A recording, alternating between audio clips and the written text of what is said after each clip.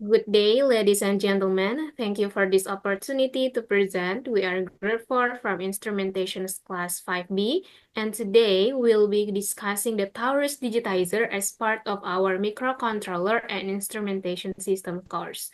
We hope these presentations offer you valuable insight to this instrument. Next. Before we get started, allow us to introduce ourselves. My name is Rini Arista, and I'm joined by my awesome teammates, Muhammad Dinan Irsyadi, Dwi Agustian, Muhammad Asa Kardora, Muhammad Alvin Faiz, and Zaki Aidil Azikri. Next. Here's a quick overview of our presentations. We have diagram, component list, BMKG Installation Map, component overview, and also features. Next. So, the Taurus Digitizer is a portable seismograph designed by Nanometrics to measure seismic activity with high accuracy. It is equipped with 24-bit digitizer technology, which converts analog signals from seismic sensors into highly precise digital data. Taurus is suitable for earthwork monitoring and geophysical measurements in the field, as it is designed to withstand harsh environmental conditions, is energy efficient, and supports various modes of real-time or offline data communications. So to start our presentations on the Taurus Digitizer, I would like to invite Zaki Aidil Azikri to begin with the features.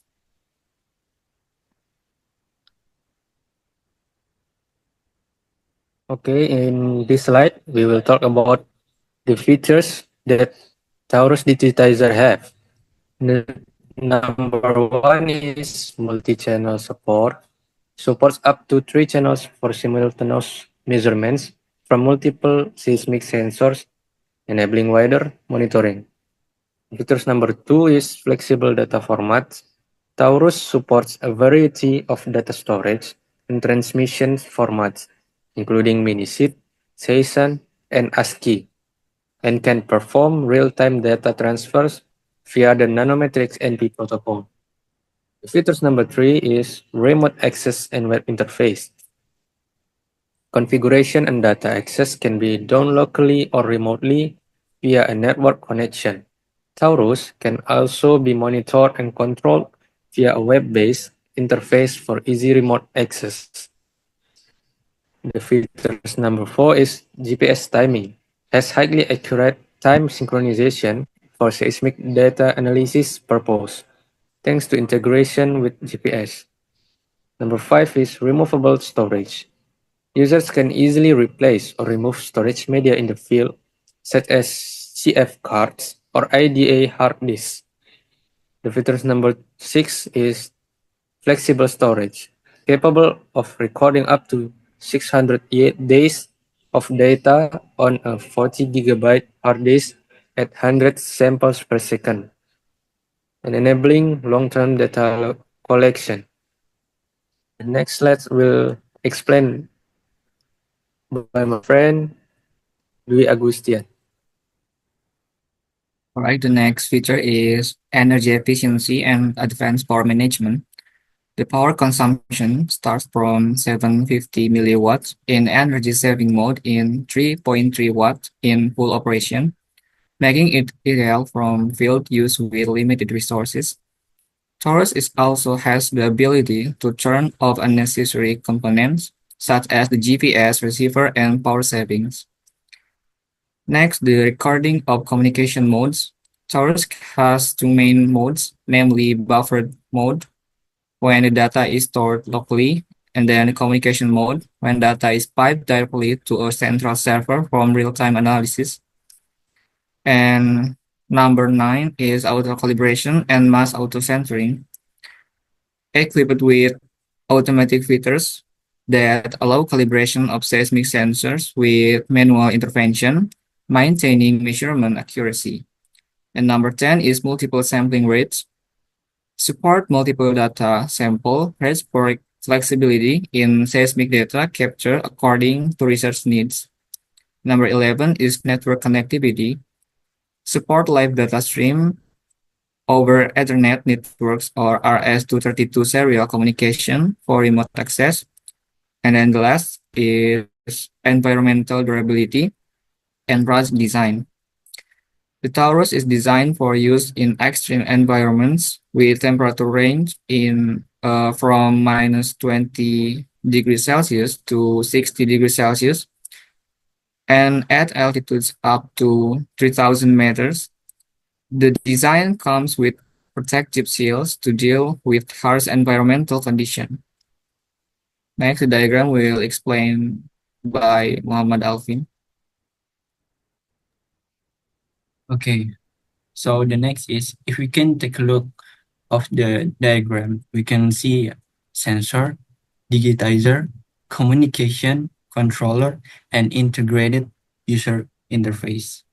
So the sensor is the initial component that detects the seismic vibration depicted by the round symbol on the left side of the diagram. It sends an analog signal that is received by the digitizer. The second is there's digitizer. It has two important components, namely the analog to digital converter, which converts the analog signal from the sensor into a digital signal, and the digitizer buffer, which temporarily stores the convert data. This digitizer works in always-on mode, ensuring the signal is always ready for further processing by the controller. So the part on the controller, it is the control sensor of the system with several key roles. It manages the data storage and communication working in three modes. The first mode will be communication mode, and the second buffered mode, and the third stage is interactive mode. And then there's integrated user interface.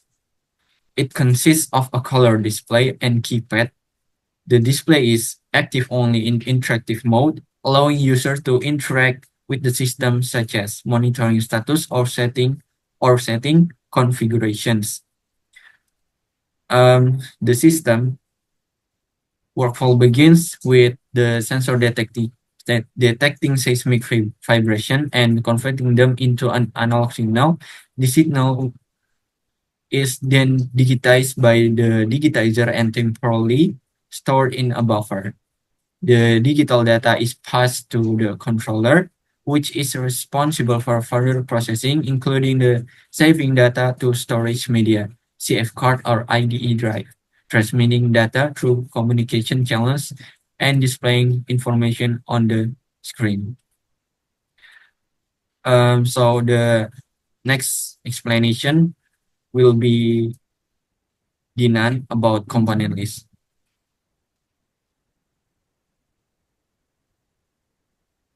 Okay, thank you, Alvin. The next is component overview. Next slide. The first one is analog processor. The 2 minutes data from 3 channel with 24-bit resolution. That means that each channel can record signal in great detail and providing accurate data for seismic analysis. 2. Digital processor. The TDP is responsible to digital signal processing, which include DSP and signal filtering function. The 3 is DSP, digital signal processor, performs the final stage of ADC filtering task with ensuring that the processed data has gone through optimal filtering before being stored and sent for further analysis. The 4 is efficiently manage the power consumption of the device. And the next is to explain with Asa.